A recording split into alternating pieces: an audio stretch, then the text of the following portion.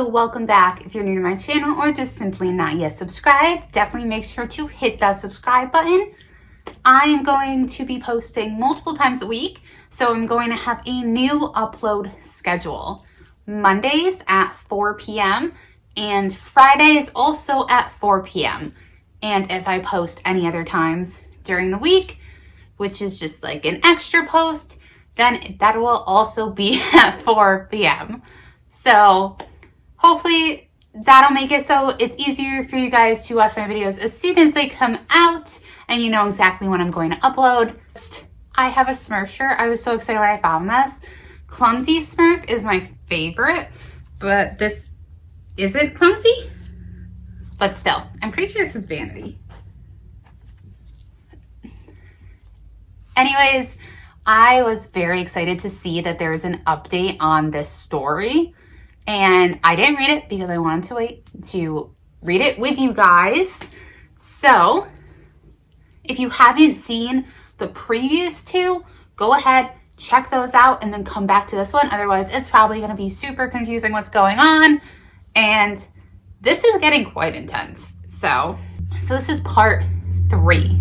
Sure about this? Laura asked as she accompanied me to the cell block. The empty hall felt cold in the wake of daylight. Midnight had long since come and gone, and in the absence of a moon, we were left with little more than blinding emptiness beyond each window. I pulled out my pocket watch to check the time. More of a ritual than anything else, but the simple act restored a modicum of normalcy within my worried mind. Even then, my mind was too distracted to note the time. Still, what truly woke a hidden fear within me was the silence. During my last visit to the clinic, the halls had been filled with frantic screams of terror, pain, and anger. Sounds that would scare even the most seasoned psychiatrist. But to me, the mere memory soothed me, because the implication the silence brought along with it terrified me. As part of me felt guilty for not remembering who Laura was, a faint but distracted memory had listed as Martin's assistant. And though I sort of recalled her from past years at the clinic, we'd never really spoken. Even her name had been a mystery until Martin mentioned it. "Why are you still here? Your shift must have ended hours ago," I asked. She didn't respond, but an undeniable look of sadness appeared in her eyes. I decided not to push the matter any further, plunging our walk into an even deeper silence. The metallic stench of blood remained in the halls, despite the cleanup crew's best attempt at disinfecting the ward. It remained as a stubborn reminder that Adam, alongside several inmates, had died horrifically brutal deaths that even the most logical mind couldn't explain. All signs pointed toward a supernatural event, one caused by patient 39. Despite my guts telling me to stay clear, my morbid sense of curiosity fueled my motivations. Again, I pulled out my pocket watch to check the time. The silver device rests in my palm. Its weight remains the only thing that kept me grounded to reality. 3:15, it read. I just kept staring at the clock ticking, hearing its soft clicks with each passing second. It reverberated through the room, dragging my mind through a rapid series of memories. With each tick came a flash of Adam's slit throat, his blood on my hands, and the look of emptiness filling his eyes. "Dr. Dietrich?" a voice said, dragging me back to attention. "Are you okay?" Laura stood by my side with a hand on my shoulder. I had stopped dead in my tracks, trapped in thought. Only then did I realize that I'd been frozen for almost a minute. "Doctor," Laura repeated. "Yeah, I'm fine. I'm just tired." I lied. "You don't have to do this." "Not tonight," she said. "Just go home, please." She seemed genuinely concerned about my well-being, considering she barely knew me. "I have to." "What about Adam?" she asked. "How do you know you'll be safe?" Another memory of his standing dead body flashed before my eyes. The way his body fell limp as the last drop of blood escaped his wound. "I don't know what happened to him. That's why I need to talk to the patient. But you don't have to be here for that." She nodded, but I could tell she disagreed. She handed me the keys to the cell. I'd be without protection inside, despite the fact that there were security guards on call. None of them knew that I was about to make a late night visit to the patient. Go, I'll take it from here, I said. As I put the key in the lock, I could hear the faint sound of humming coming from the other side of the door. The voice sounded unfamiliar, oddly beautiful, yet haunting. Beneath the hums, I could hear whispers. Words spoken in a foreign language. It was a song. Familiar, yet foreign. I pushed the door open, prompting the humming to immediately stop. The patient sat in his cell, in silence, facing away from me. Dr. Dietrich, he stated, though he hadn't yet seen me. How did you know it was me? Because I asked for you. How else? He responded. I ignored his statement as I inspected the room, trying to figure out where the humming and whispers had come from. Were you just singing? I asked after confirming that the room was empty. The patient turned around to face me, almost seeming surprised. You hear it too? He asked, almost letting a smile slip. The singing? Yeah, I heard someone singing. And since you were the only one in here, it wasn't me. But I think we both know who it was, he said.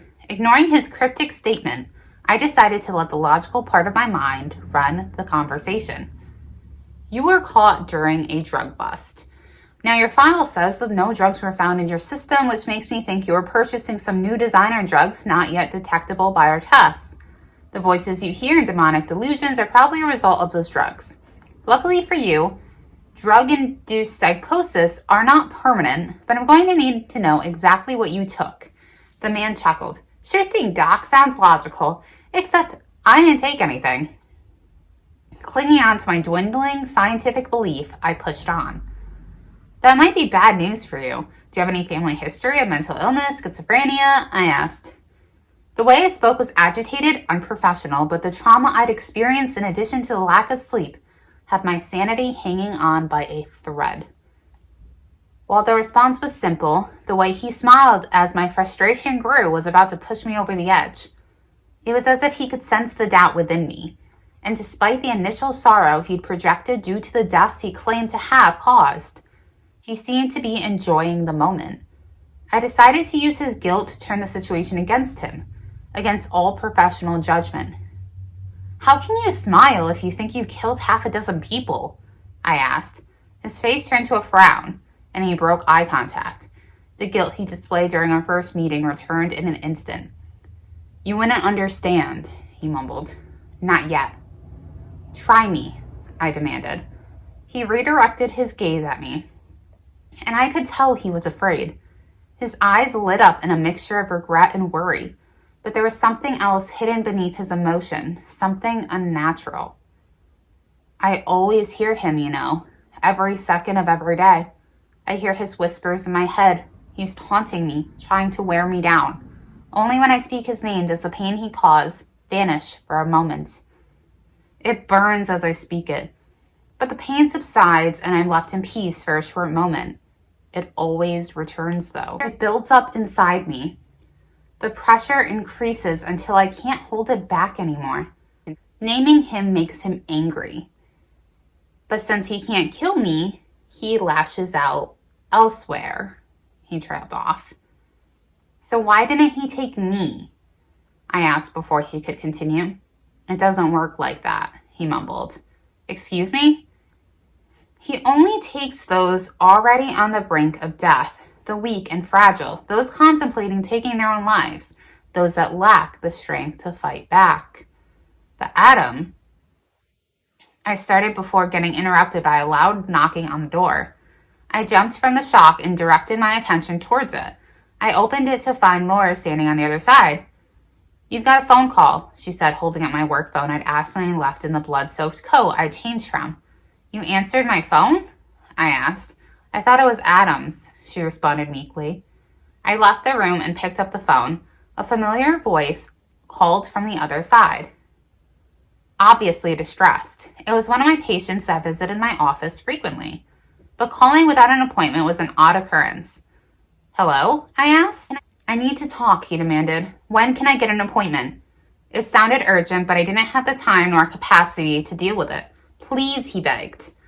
Hey, listen, I'll get back to you once I return to the office. I'm not entirely sure when that will be, but I'll call you. I just don't want it to happen again, he said in a cryptic but all too clear statement. Just don't let them get to you, I said. I have to go. I hung up, worried about my patient, but obsessed with the current case. As I returned to the cell, I heard the same singing once again. The language sounded familiar, something akin to Norwegian, but older, barely intelligible. That time, I didn't hesitate. I rushed in, only to be met by a silent room. The patient gave me a quick glance as I entered, but didn't say anything. Are your eyes open? I said, referring to the question he had asked me. He shot me a peculiar look. That's why you wanted to speak to me? Because of that question? What does it mean? He let out a half-hearted chuckle. If you have to ask, you're not ready. Ready for what? To see the world for what it truly is. The horrors you pretend don't exist. The nightmares lurking behind every corner. I wanted to respond, to convince the man he was suffering a psychotic episode. But as I tried to form the right words, the singing began once again. A deep, oddly captivating voice coming from right behind me. I spun around in shock to be met by an empty room. The sound I'd heard vanished, and the two of us were left in another uncomfortable silence. I knew it. The patient mumbled. What? I asked, both in shock and simultaneously annoyed that I let the idea of something supernatural scare me. He whispered something I couldn't hear, repeating it over and over again. What are you saying? I asked. He ignored me and kept whispering to himself. I took a step closer to the cell. He was sitting some distance away, which lulled me into a false sense of security. The rules had always been simple. Keep your distance from potentially dangerous patients. But I'd grown reckless in my exhaustion and desperate quest for knowledge. Step by step, I moved closer to the cell, ready to jump back should he suddenly turn aggressive. I knew that should anything happen, none of the guards except for Martin knew that I was there. Still, he was a smaller man than myself, one I figured I could rip myself away from in the event that he pounced. He just kept whispering, seemingly unaware that I was getting closer. Then, just as I got within arm's reach of his cell, the patient jumped to his feet at an inhuman speed, reached out far faster than I could react, and grabbed onto my arm. With one swift motion, he pulled me towards the bars of the cell and hit my head against the cold metal in the process. I tried to fight back, but the hit to my head put me into a state of shock and confusion. Don't fight it, he said. But I got the feeling he wasn't referring to the assault. Let me go, I managed to get out, my vision blurry from the impact. As the seconds passed, I could feel my mind drifting away. I was losing consciousness, and I wasn't strong enough to fight it. The last words I remember the patient speaking would be burned into my memory forever. It's your turn now. So that is the end of part 3. I'm curious if they're going to put a part 4. By the end of that, I feel like the demon is going to transfer into him, into Dr. Dietrich. I wonder what makes him a good host. There has to be something that makes them a good host, right? So what do you guys think? What do you think is going to happen? Drop all your thoughts in the comments down below, and definitely like this video if you want to hear part 4 when it comes out. Castiel has been laying right beside me. So until next time, like this video, hit the subscribe button, and I love you guys. Bye.